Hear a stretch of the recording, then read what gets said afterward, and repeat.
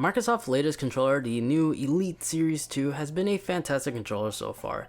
It seems like they really did listen, and it's also awesome to know that this controller is going to be fully supported on a next generation Xbox console. The one was the codename Project Scarlet. And when you put it side by side to the previous generation, Series 1, I mean, the differences are night and day. The new Series 2 definitely does have a more stealthier look, like the Dark Knight edition. It no longer has silver trim around the bumper, it's all stealth, blacked out, including the analog stick now has like a chrome gunmetal effect, which looks really nice.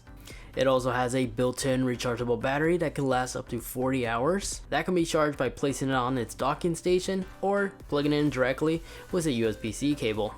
But with a price tag of $179, I mean, it's not really that affordable. And you don't have to get an Elite controller, there's other options like the Scuff controller, because primarily, the majority of us that play a lot of first-person shooters, all we really want is just those paddles underneath. This is where this accessory comes in. This is called the Eliminator mod pack and simply just attaches and improves the standard Xbox One controller. It's by Collective Minds and they went ahead and sent this thing out for me to review. And after a couple hours of gaming, I mean, I'm really impressed. This thing actually does give you Elite-like features on your standard Xbox controller without having to spend a fortune on a new custom modified one. The product itself costs around $40 and it just attaches on your Xbox One controller where your battery pack normally is. It gives you a total of 4 trigger buttons underneath the controller, which you could remap to do anything. The remapping procedure is really easy. You simply hold this button and hold the button you want to program and tap the button you want it to set and release, and now you're good. It is a hard plastic, which somewhat does feel somewhat cheap, but it feels durable. It won't crack or break, it seems like. It has a pattern grip like texture, so it does actually give you a better grip. It doesn't stick out as much where it actually will feel odd or anything like that. Like my fingers, like I said, naturally just rest right there on the buttons. So there's no irritation, no comfort issues that I faced. Just however, there is no internal battery in this thing. That's right, this thing has to be plugged into your Xbox in order for it to work. They list this on the box to be a feature, and I think they're right because technically this is lag free. So if you are really playing this competitively, this is actually a good thing to know, especially when you take in consideration that Razer controllers, they also require a cable connection as well. Just with this thing, you're using your personal controller. You don't have to drill holes or run cables anywhere, solder the circuit board. It just simply attaches on.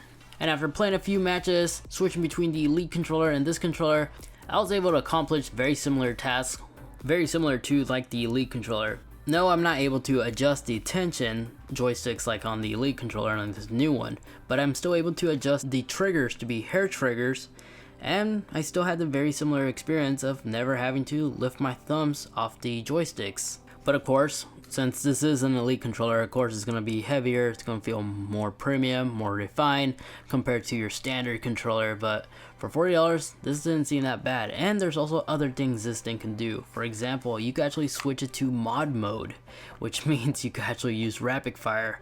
But I don't recommend using this accessory for just modding because you will get banned, and even worse, you might even get console banned, so don't do that. But for landlines, I mean, this is really fun to like troll with your friends, I guess you could say. But this thing is fully customizable. You can change the profiles. Unfortunately, you have to rely on the LEDs. Each of these white LEDs represent like a different profile, and other lights over here is a different setting. It takes a while to get used to. I really wish they just did this like off an app, for example, like a third-party app you could download on your smartphone and adjust it that way. That would have been smarter because having to memorize everything on the menu, I'm pretty sure I'm going to forget over time, and I'm going to have to rely on searching everywhere for this book. But if you keep it on tournament mode, which I recommend always using, it's easy to program the triggers like I showed you. And it actually does save it too, so you don't have to go back and redo it when you turn on the console or your controller again. But yeah, back on mod mode, other mods you could do is drop shot. On Call of Duty, you could allow it to quick reload or quick swap between your guns. It's crazy how much this thing can do. Now, the company of this product, Collective Mind, they actually have a annual subscription service. I believe it's like $15 or $14. And this allows this controller to switch to Mod Pass. What Mod Pass does, for example, a video I was watching on Grand Theft Auto 5, if you subscribe, you can actually download like a mod pack for Grand Theft Auto, which this one that I was watching actually will generate money automatically on Grand Theft Auto Online on a certain race that you select. So I'm assuming if you download that mod pack, you could leave your Xbox on, and while you're away, the controller will automatically send the output data and repeat a certain race over and over again and just automatically generate money. Pretty clever, but again, I wouldn't really recommend using this because you might risk your account from getting banned. But all in all, if your primary goal is just to have buttons on the bottom of your Xbox controller without having to solder anything on or buy weird kits or spend a lot of money on a scuff controller or an Elite controller, this is an awesome alternative. I mean, just look at this gameplay. The trigger buttons underneath are very easy to press. I'm sure this is an awesome accessory for anybody who just wants this, especially on FPS games. But there we have it. Just want to quickly review and give you guys my review feedback of what I think about this accessory. I know this is somewhat popular now on YouTube, but just keep it on tournament mode and you'll be safe. It's not a bad accessory, so, and if you're on a budget, this isn't bad to like start dominating over your friends. Now, I know I'm going to get a bunch of questions regarding about my Xbox controller. This is just a standard Xbox One controller. I just swapped out the outer shell with a more matte, grippy like one. If you want to know which exact one it is, I'll be sure to link it in the video description down below, as well as this accessory and maybe the Xbox One Elite controller. But that's going to be it for this video. Make sure to stay tuned as I'm going to go ahead and do a full review of the Elite controller and some other videos that you really don't want to miss. But thank you guys so much for watching. Take care, and I'll catch you all in the next one. See ya.